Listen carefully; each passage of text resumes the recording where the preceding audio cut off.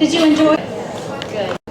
Well, thank you all for coming and agreeing to share some of your knowledge and your journey along with everybody. So I'd like for us to start out, if you wouldn't mind, let's just start with you. Introduce yourselves one at a time, and while you're introducing yourself, just give about, I don't know, about 3 minutes of your journey, kind of an overview. And then we'll go from there and we'll ask some questions. Y'all will ask some questions and y'all will have more opportunities to share a little bit as we go along. Good afternoon. Welcome to Houston Community College. I am Madeline Barillo, I changed titles a couple of times. So currently I'm the interim president for Houston Community College Southwest. My prior position to the interim position was Associate Vice Chancellor of Workforce Instruction. So the journey of prior learning assessment about 6 years ago, as a matter of fact, that HCC started on this journey, 2010, was one of those things that, as many of you probably has happened at your college, you know, we need to do something with credit, college credit, and we need to do something with prior learning assessment. Madeline, you take care of that, right? Does that happen to you? So that was part of the initial journey. And so what was clear at the time, what actually got us started on the journey, was the fact that we realized, as many other large districts, that we had 6 regional colleges, and we found that we had 6 different practices. We had a policy, but we had different practices of how we executed prior learning assessment at ACC. So that meant that it was very difficult to navigate that process for students, much less for our advisors and our faculty. And we found that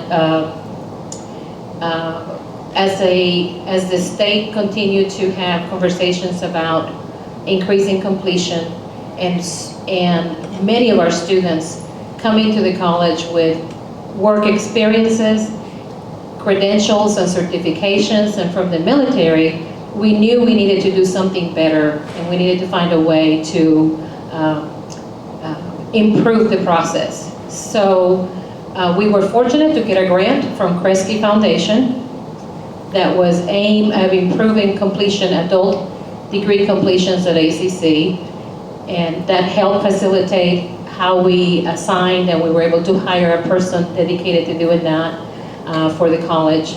And secondly, we established 3 simple goals. We wanted to take the processes that we had at ACC, and our final outcome was to simplify the process and make it simple to follow, simple to understand, and easy to find. So the final outcome of that is what you see on the back, which is hccs.edu/PLA. And we have 6 pathways to PLA at HCC. That's as simple as we could put it. So I'll tell you more about that whenever you have questions at a later time. Thank you, Madeline. Good afternoon, everyone. I'm Mary Hendricks. I'm Vice President for Student Access and Success at Texas A&M University Commerce. We have the state's first competency-based baccalaureate degree. Us and South Texas College and the Texas Higher Education Coordinating Board actually started this journey about 4 years ago. We've actually had the program in existence now for 2 years. We started small, thank goodness, about 12 students. We're up to 274, and I can tell you that is without really a comprehensive marketing campaign. The students that we are trying to serve in the state of Texas, particularly with the state strategic plan 60 by 30, they are out there, many of whom have some college credit and no credential. And when you talk with them and hear their stories, it's all those that we know. Family got in the way, finances got in the way, and I never had an opportunity to complete a degree. So what I think CBE and PLA, which will be a component of CBE, does for students is it recognizes strengths and allows them to fast track and accelerate degree completion. And what so many of our graduates are telling us is that I hit the ceiling. I was working, but I could not advance without a degree. So I'm so happy to be here today and look forward to sharing with you what we've learned from the experience. My name is Amardeep Kalan. I am from Austin Community College. I am the director for Fast Track to Success, which is a higher education coordinating board grant, and I'm also teaching in the computer studies area. So we came to CBE about 3.5 years ago through a $3 million grant from the Department of Labor, through which we revamped a lot of our courses. We found that to enable the students to succeed, we needed to do something different, and that grant came at just the right time. It allowed us to reconfigure our courses and develop new courses to enable student success. And by student success, we meant the students were able to see courses as chunks, as competencies, as opposed to one large course.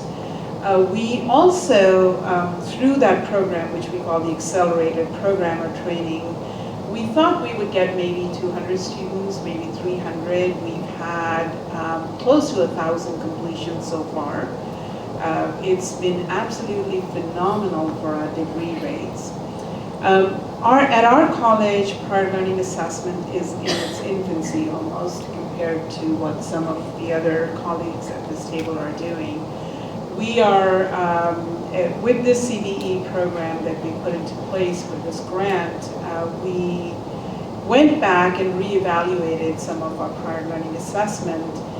We have college policy that's in place that allows just a very limited kind of PLA, but we are looking into with new grants and new avenues of expanding how we are granting credit for prior learning. So I'll talk about, when we go back to the second round, I'll talk about how ACC does prior learning. Hello, I'm Lakeisha McDowell-Bates, and I've been with the prior learning assessment arena for pretty much since I've been with Lone Star College. I started with Tech Prep, and so I've gotten to see one aspect of PLA, and from that was able to really get it more engaged into the entire process and systemizing some of our practices, forms, and really trying to find a way to simplify, much like HCC mentioned, a lot of the processes that we had. Being able to wear the compliance hat also allowed for me to see areas in which we wanted to make sure that we're maintaining our academic integrity and meeting SACs and other accrediting bodies requirements and guidelines.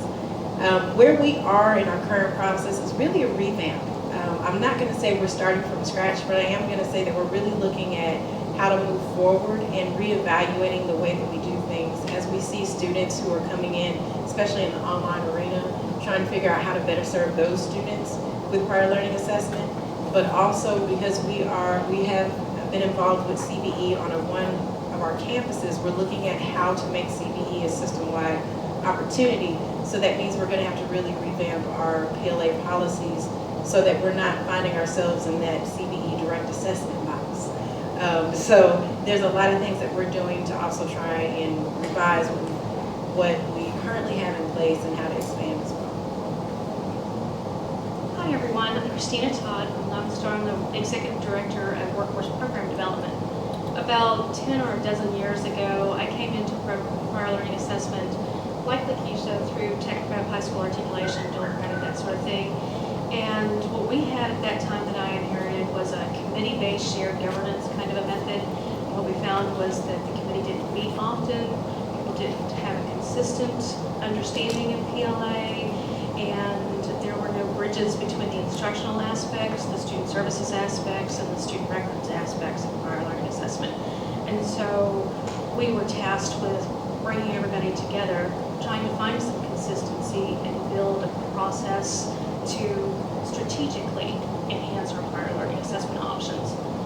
So that brings us up to, well, to do so, what we did, we found that communication, especially professional development for everybody, tied specifically to their needs, were the key aspects, and voicing respect for the faculty's expertise and their dedication to students, and to the respect for the professionalism of our student services advisors and their dedication to students, and respect for our accrediting entities, requirements, and all of that were also key.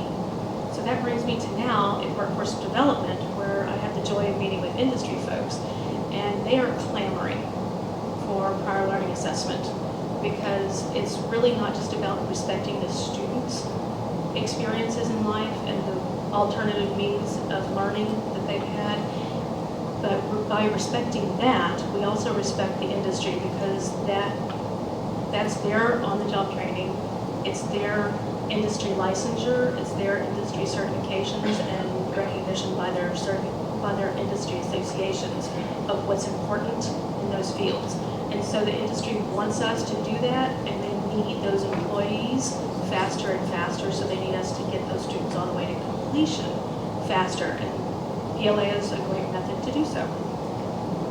Okay, great. Thank you so much. Well, while y'all are thinking about questions that you would like to ask the panelists, I have a question to start us off with. Would a couple of you please address your biggest challenge that you had to overcome and how you overcame it in developing your PLA program processes?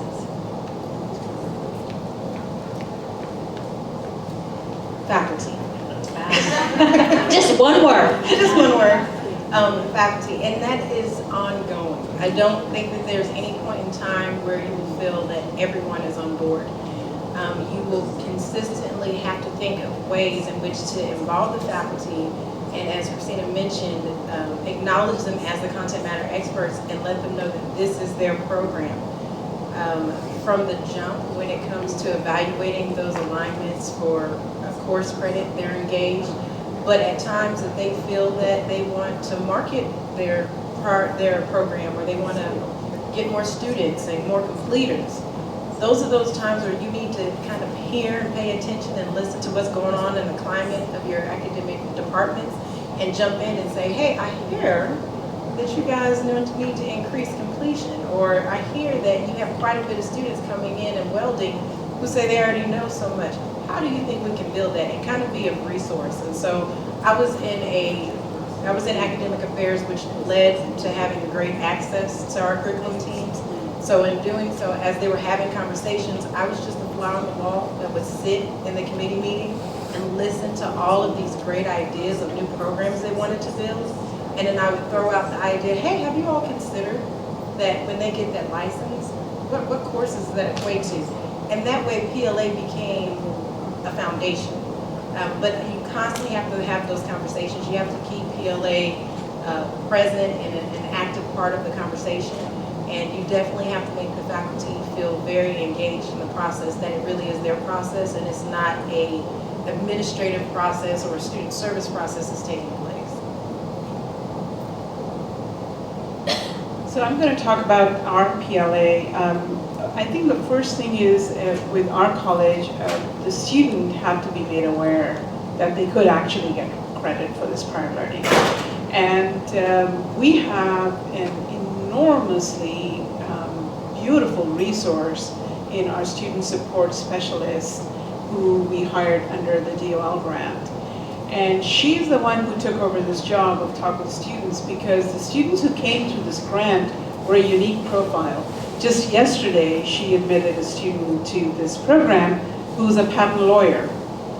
We've had physicians come through this. We've had people with PhDs, with bachelors, with masters come through this accelerated program of training. So we had a really unique student profile that was coming through, basically partly because of the Austin economy. And Austin Community College does not automatically evaluate the transcript if you've already earned a degree. If you haven't earned a degree and you're coming in with some credit hours, the transcript is automatically evaluated by admissions, but not if you've earned a degree. So that's one of the things that Judy did, is she came in and she streamlined those processes, talking to those students, and letting those students know that, you already have a bachelor's. Maybe you don't need to take some of these classes. So a simple little thing she showed me the other day, a little tool that she's come up with, is a little yellow piece of paper, which just asks a single question: did you get a transcript evaluated? And when a student comes to her for advising, that's the first piece of paper she hands to them when the first time she meets the student.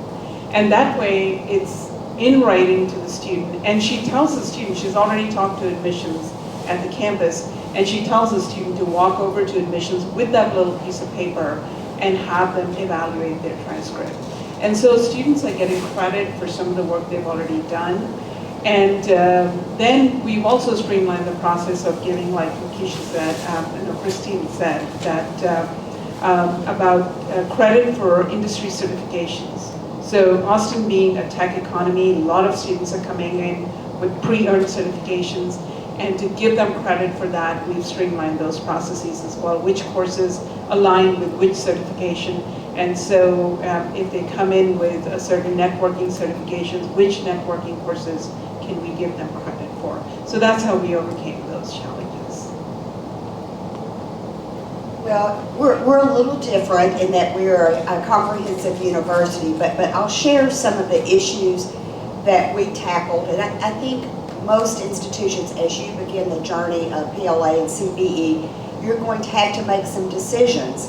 For example, PLA, for the most part, if you can award credit before the student actually begins taking courses, you avoid some of the issues that are related to SAC, COC, or Department of Ed federal financial aid regulations.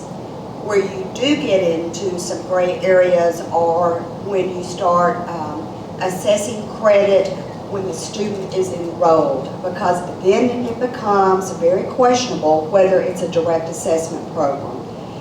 There are some hidden secrets that are out there that those of us, there are about 50 now across the nation that have gone through the process to secure accreditation approval.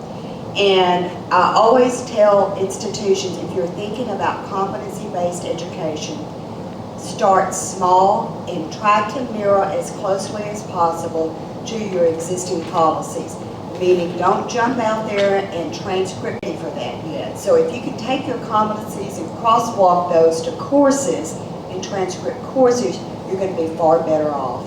Also, as you challenge our traditional models and you do things that are non-standard term, all of your business processes, your student information systems, your policies regarding drop dates for census reporting, all those things change. And our systems, our technology systems, are not geared for that. So thinking ahead of what has to be considered as we embark on something different, I think is the best recommendation I can give you. So the challenges from our perspective, I will say that they're different depending on the stage of PLA that you're in. At the very beginning, one of your initial challenges is going to be identifying all the stakeholders at your institution, because it's not only faculty and deans and admission advisors, but also you have, as some of the panelists mentioned, there's financial aid implications. You have the registrar's office. You have the IT department plays a key role in facilitating the transcripting and the tracking of the PLAs. So initially, the identification of the stakeholders. As you move forward in the process, reaching consensus. And the biggest issue with that is how does the institution align the program integrity, which is where faculty comes from, aligning program integrity with the desire to be able to help students, give them credit for prior learning that they've actually have acquired, whether it was in the military or whether it was work experience. So how do we align that and stay within compliance with SAC's coordinating board and other guidelines? So that process of alignment is critical. And that's what usually faculty, that's the biggest objection of faculty. How do I know that that credential it's in alignment with the course learning outcomes or with the program learning outcomes. And that's where you have to take the discussion with them and down to the micro to be able to identify course by course what they can get credit for. And sometimes it's just a change. We've never done it that way. So you have to also overcome that process. When you're forward and you're a little bit more advanced in the PLA process, I can tell you what we continue to struggle with, and we were just talking about that at the table, is the awareness, it's training. How do we make it part of the fiber of your institution? If you have professional development, formal professional development and onboarding processes for faculty, for advisors, you have to have a way to make the training for advisors, for faculty and department chairs and instructional leaders, make that a requirement of the onboarding process, because it never ends. People leave the institutions, right? So when they leave, that knowledge capital leaves, and you have new people coming in. So that is a challenge, how to sustain it. And lastly, I will say, you have to have an office or somebody in your college or district that's the champion for that. That could be the liaison between all the different parts. Then somewhere somebody has to make the decision, where does it live? Is it instruction, is it student services? Where does it live? That's a decision your institution will have to make. Okay, thank you. Let's go ahead and start with y'all's questions, and Loretta has a question. Yes, if I can, I would actually like to combine two questions from the survey into one. They ask if they're concerns, and they are mine. Maybe there are other folks as well. And they have to do with, first of all, one thing you mentioned are the financial aid implications. I'm struggling with that a little bit for PLA, because basically the students at our institution just come in and pay a fee, and so I'm interested in what the financial aid implications are there. And also I'd be curious if any of you have run across any compliance issues with SACS or cohort that you'd like to share with us. Well, I'll start. How's that? Y'all please chime in. It is not a financial aid implication if your prior learning credit is awarded on the front end, okay? Because the student's not actually receiving financial aid for that yet, although the Department of Ed is going to allow some experimental sites to award financial aid for PLA credit. There are about 5 institutions, I believe, that will receive a pass or a waiver or a pilot, whatever you want to call it, to begin looking at that. But right now, a student cannot get financial aid, for example, to pay a fee to have a portfolio assessed. So you're safe now for that purpose. But where you do run into trouble is if you're doing some prior learning assessment in a competency-based program, an academic program, and let's say it's a non-standard term, a 7-week program like ours is. All things such as satisfactory academic progress, the amount, because students can accelerate instruction, you really have to evaluate the student's program of study rather than by a standard semester term. So our systems, we have Banner, for example, you may have PeopleSoft or the others, are set up to do it by the long semester. So when you start doing non-standard terms, it becomes a manual process. And we tried to manage that with spreadsheets for about 6 months, and we quickly realized that was not going to happen. And so our program is online. There is also a Department of Ed requirement. You may have heard in the news about Western Governors University is being audited by the Inspector General because this hidden clause that all online education needs to have regular and substantive faculty interaction. So in other words, you can't put up an online module and have students just take a pre-test and then go take a post-test. That's where the Department of Ed will come in and get you. So you have to build in processes where you have faculty who are actually engaging with students. They're also saying it cannot be student initiated. It has to be faculty initiated. So those are some things you have to think about if you move into offering a competency-based program. Just like anything that's new, those of you who are around when online education began in the early 90s, there's so much skepticism when you try to be innovative that the microscopes come out. And so that's why I said, as closely as you can, mirror existing policies and practices to get started. I think eventually it'll catch up, but right now the Department of Ed is very skeptical, and some rightly so, with some of the for-profits. You've read about those, and the excessive student loan debt and those things. So that's why they're looking closely at this. But if you establish policies and procedures that mimic closely faculty interaction, faculty involvement.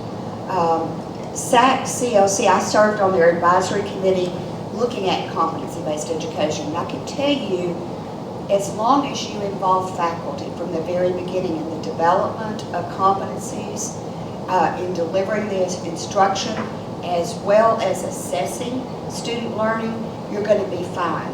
When you start unbundling roles and you assign other staff to do that, CLC is not there yet.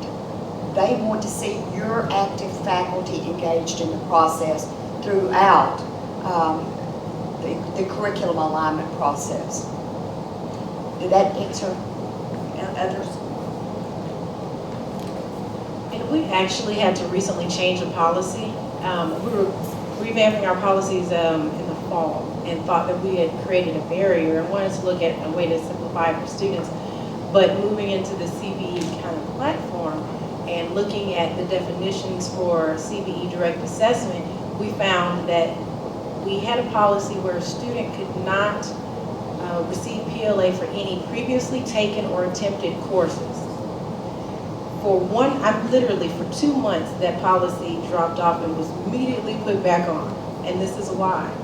Because when we looked at the Department of Ed considering the pilot for the for awarding credit or financial aid for pre-PLA, but also looking at what they consider to be CBE direct assessment, technically if a student sat for a class past official day, decided about the third week they wanted to drop, and then would test, that pretty much is direct assessment. It really blurs the line because there is substantive or regular interaction between a student that would prepare them to then take the exam, and they receive financial aid possibly for that course. So you've hit 2 areas that you would find yourself in trouble. So just thinking in that regard, even if you're not quite moving towards CBE, but just keeping in mind you want to make sure that as you're building, you're looking at all of your accrediting body, your Department of Ed, all of those aspects, so that as you build these policies, you leave room to expand without compromising any other portion of your program. We've run into 2 issues that I can recall. One was with coordinating board official day, and the other one was with a VA GI Bill issue. The first with official day is if we had a student come into a course, enroll in the course, determine after looking at the syllabus or speaking with the instructor early in the course that they already knew what was going to be covered in that course, and then try to take a challenge exam, they had to do so before dropping before official day, because it's inappropriate to receive contact hour-based funds for something that a student is going to get credit through PLA. So we always had to make sure that the instructors talked with the students early, that the advisors talked with the students before they got into class, so that we knew if a PLA option was going to be the better option for that particular student than taking the course and sitting through it the whole way. So we had a policy that said you have to do so before official day. So the other issue was that sometimes when a student comes in and has a GI Bill plan to complete an AAS program or any associate's program, sometimes with the 60-hour max, those programs are so tightly packed that the student has to go semester by semester in that very specifically engineered 15, 15, 15, 15, or 12, 12, whatever your numbers are. And of course, a GI Bill for full funding requires that a student is enrolled in 12 credits at all times for them to get their monthly stipends and such. And so if a student has PLA, then sometimes that messes up that very engineered stack of credits per semester. And it makes it to where they might not be able to get a full load of courses at any one time. And so that can really mess up a student's GI Bill eligibility. And so one has to work with each individual student to figure out how to get them through with full eligibility and full enrollment, and still get the respect that they earned with the experience that they have that qualifies for PLA. So at ACC, we comply with the financial aid issue by making the following stipulation. If a student wants to test out of a course, they must have never registered for that class. Okay, so once they've registered for the class, even if they never attended the class, they registered, they went to the professor's office that afternoon and decided, oh, I know all this, but the fact that they registered precludes them from testing out of the course. So in order to test out, they must have never registered. They can go talk to the faculty beforehand, find out beforehand, and then apply to take a challenge exam. Now we have our own issues with the challenge exam in our department, in that we've been, trying to get challenge exams in place for several courses, but we're going a little bit slow on that, basically because it's difficult to convince faculty that a student who comes in and takes a challenge exam is just as mastered in the concepts of that course as a student who goes through the entire 16 weeks or 8 weeks or 4 weeks or 12 weeks in whichever format that course is offered.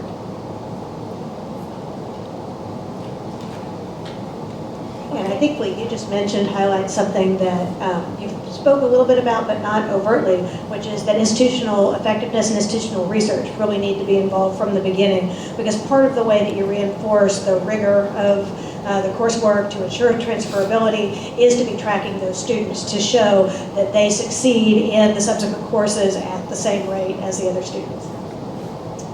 What other questions do y'all have that you would like to ask our panelists? Someone else? Okay.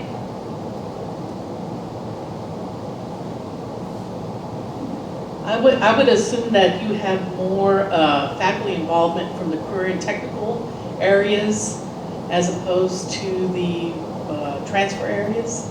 And if you do have interaction with transfer faculty, liberal arts, etc., how did you get them to accept the PLA options?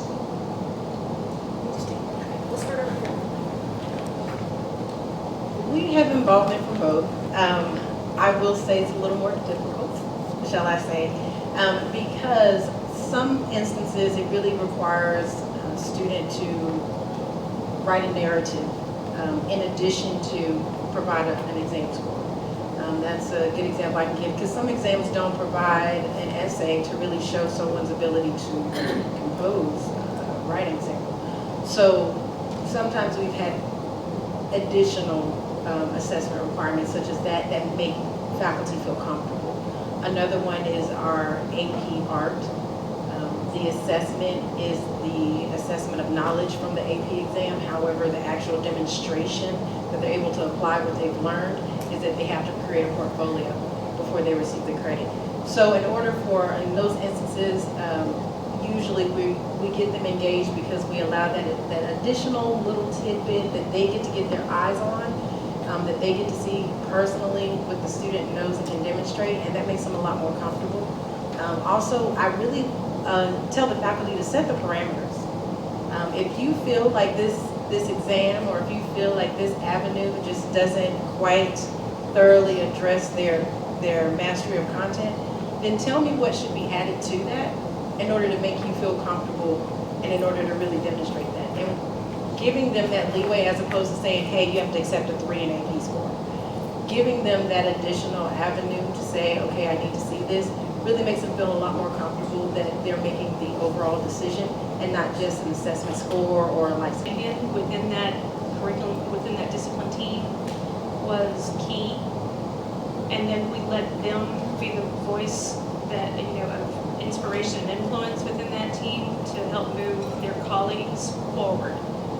We also found a little peer pressure by providing information about other institutions, especially the universities to which their students are going to transfer.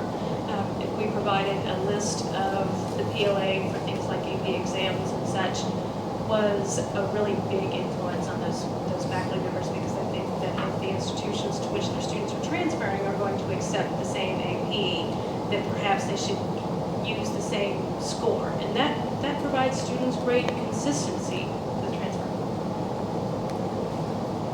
So our program, the program that I'm involved in, computer science, we have two distinct chapters of that program. We have the transfer and the workforce. And we have two distinct ways of awarding PLA in both the programs.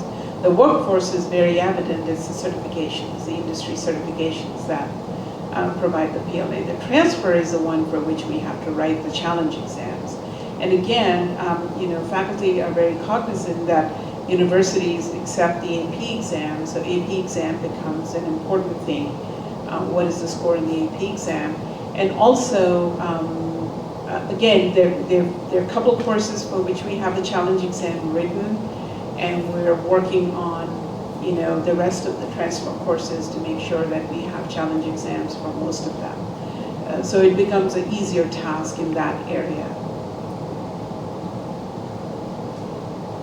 When you asked what the challenges were earlier, and someone mentioned faculty, I thought, we don't have time for everyone to get out your Kleenexes, because I could go on and on about what we went through. But you can imagine a university, faculty working with South Texas College faculty, the challenges that we experienced. And what I can say, though, that was so beneficial, we used department chairs where we could. And being a Texas gal, I call them bell cows. You get those faculty who lead the others, and they may not always be the ones that are pro, but they have a strong sphere of influence on your campuses. What was amazing, we met monthly in Austin, our core curriculum faculty with the core curriculum faculty from South Texas College, to jointly develop the competencies. And over the 18-month process, what I observed was growth and realization of really what our missions are, because we started every session with why are we here, and it's for students. And when we went back through the process, we really didn't, we used somewhat of a DACM process, but we looked at what do we want students to know and be able to do. But really where we made the breakthroughs was what evidence do we want to see. And that really, as far as a powerful professional development opportunity, I've been an administrator for 33 years, and what I saw as far as change in faculty, behaviors, belief systems was remarkable. So it can happen. Was it easy? No. And those of you who've been in the business, I bet you can guess which disciplines were the most difficult. And I'll leave it at that. So to your question, I think what we're all experiencing, it's all about people and communication. Because it's a change, and anything that's innovative, you're always going to have people who are going to resist that. And the objective of PLA is to develop a procedure that it can be applied in a consistent manner that removes subjectivity. It's not somebody's opinion, but it's based on evidence, it's based on the alignment of learning outcomes, it's based on national benchmarks that have been established way before your institution may be looking at PLA, and if it's acceptable to four-year universities, and have the dialogue and the conversation to really try to understand where the objection is coming from. So you got to get that out from the individuals. HCC has had a long-standing process of accepting CLEP exams and advanced placement, and I think most of your institutions use the different ASC standards that are used for that purpose. In workforce education and competency-based, I'd really like to talk to you about that later on, but in workforce education, at least in the state of Texas, one of the low-hanging fruits that we have continued to struggle with, and I'm sure some of you do too, is continuing education programs that have emerged as an answer to fast-track individuals into the workplace.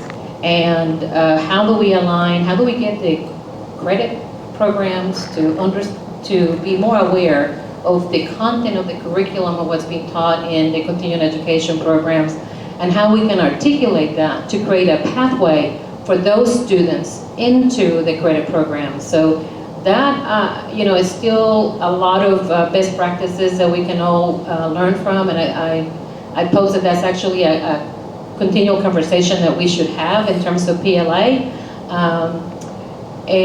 So it continues to be, it will never end. You have to constantly have the conversation. Again, I guess my point was you need to make it part of the fiber of the institution, and it's going to be critical that you have a champion or an office designated at your institution to keep it at the forefront and to continuously bring people together. Because your institution, your champions and those people are going to leave, right? So how do you create a succession plan to continue the dialogue of PLA? Because you may win that academic chair today, but that person leaves and a new person comes in and you're starting all over again. So. Okay, great. Oh, look at that. All right, the hands are coming up. Let's go to you first and we'll come to you. And we're from the same institution. All right. Since you said that, Madeline, you and I go back and we have history, but I'm a new chair, and I'm chair of a program that where we have workforce, child development, and we have academics, teacher education. I'm almost embarrassed to say this is the first time I've ever seen the PLA HCC website. Haven't ever seen it before. And I'm even more surprised to learn as I look at it that it says on here that there are procedures for students to take an internal exam. I had no idea. I've always told students, I've been at HCC for 13 years, I've told students we don't do credit by exam. But here it says that a student can demonstrate their knowledge by passing this exam. Now it does say they need to be advised first if the exams are applicable, but a student could request through the department chair permission to take final exams for certain courses. So my question is, since I had no knowledge of this, now does that mean we need to go back in our program area and design exams for courses that we designate, or can a student ask to take an exam in any one of our courses? So the conversation, if you heard earlier, is that this has to be, there are some parts of PLA that have to be faculty-driven and department-driven. So a procedure exists to give an option, but the department has to make the decision if that's applicable to your program. So the way the procedure was written, because when the committee had those discussions, was, well, we have one program that offers credit by exam, and then we had other deans or other chairs that said, we don't do that. So to be able to provide that flexibility and integrity of instruction where the decision has to lie, which is within the department, the procedure is written in such a way that they have to go to the department, they have to talk to the chair or the faculty or the instructional leader, and at that place they're given the information whether that's an option or not. I'm happy you're here because that continues the conversation we were having as we have transform and continue to transform at ACC, and my point earlier, people move positions within your institution. So our challenge that I said earlier, how do we continue make that? We are still in that process at this point. We're in the point of how do we sustain it in a way that when new people come in, that we don't have the unawareness of that process. Well, and what a great opportunity, right, to have that discussion exactly where it should be. Because, I think you've already emphasized that, rather than seeing faculty as some obstacle to overcome, faculty should be central to this whole process, right? And help to determine how PLA should work and own it, because ultimately they're the ones who are supporting the students moving through their programs. I want to ask a question from a student point of view, because I believe that we have hundreds of students that have absolutely no idea that there are even any options. So I'd like to ask you up there on the panel, at what point when a student is entering the college, the university, would the student even hear about this? And should recognition of PLA be one of the first steps even in the admission process? Because I do not think that's happening at HCC at all. I think we have hundreds of students that have no idea that these options are even open. But I'd just be interested in the rest of you. What is the first time a student is going to hear about PLA at your schools? So we refine the process, as I said, after we put into place the accelerated program and training.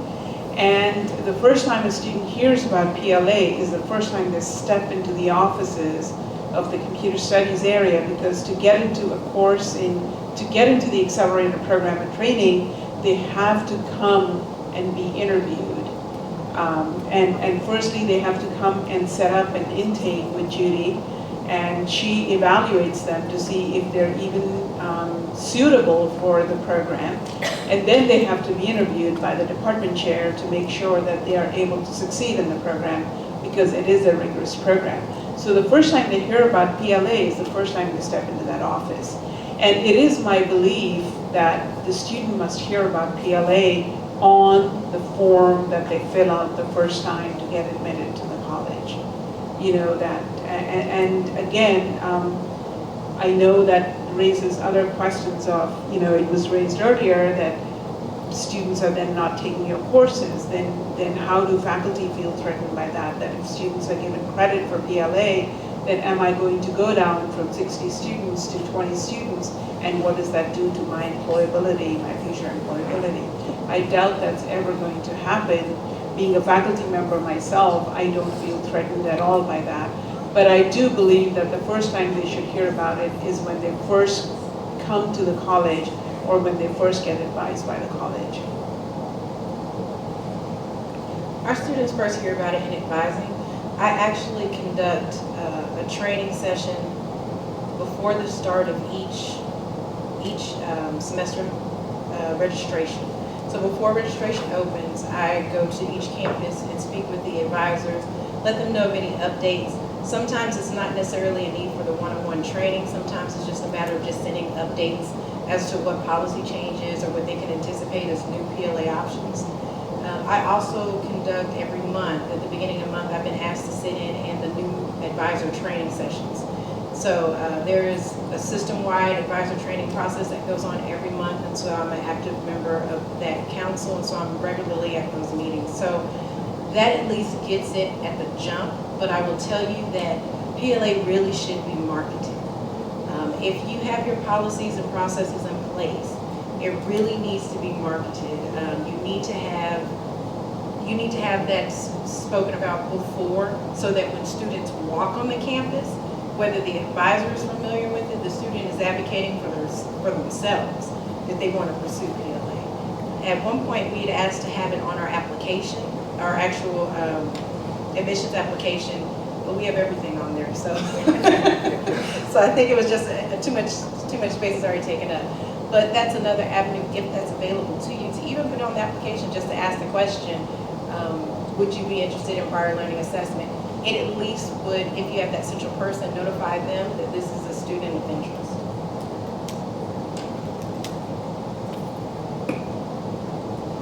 Dr. Peters. To answer your question, I believe that it should be in every new student orientation process, that it needs to be embedded there, that it needs to be part of the training requirements of all your advisors, that it needs to be part of the training requirements of all new faculty, full-time and part-time, every dean, every chair, that has to be a required training for them. During the time that we were on the high level or high impact of the grant, of the Kresge grant, and I'd like to take a moment to introduce Toby Ingersoll, who's quietly sitting there, who was our champion on our Kresge grant on PLA, who actually was the lady who put all of this and who actually struggled with me going through this journey. Actually, she led the journey.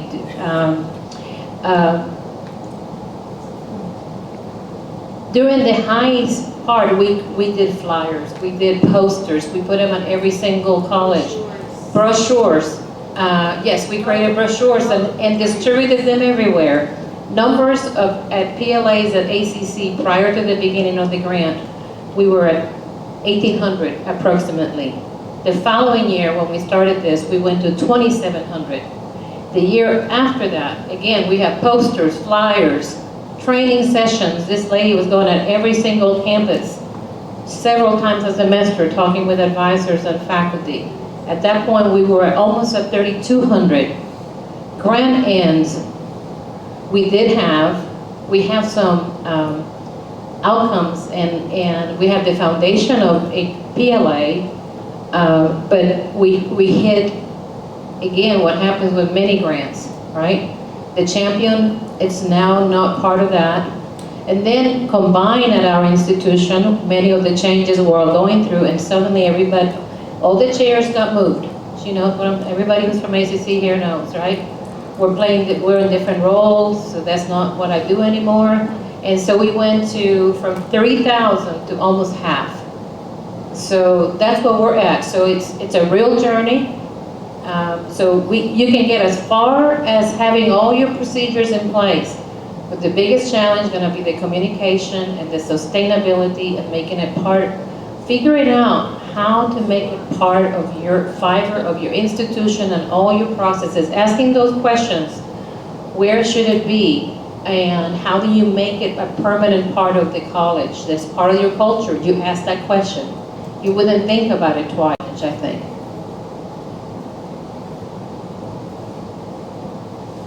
My question is it anywhere present on your website? You know, like if I'm a student and I come to the website, will I see something that says, do you know about PLA or something to that effect? So websites, let me ask a quick question. How many of your websites of your colleges have stayed permanent the same in the last 3 years? Okay, so that's also part of the challenge.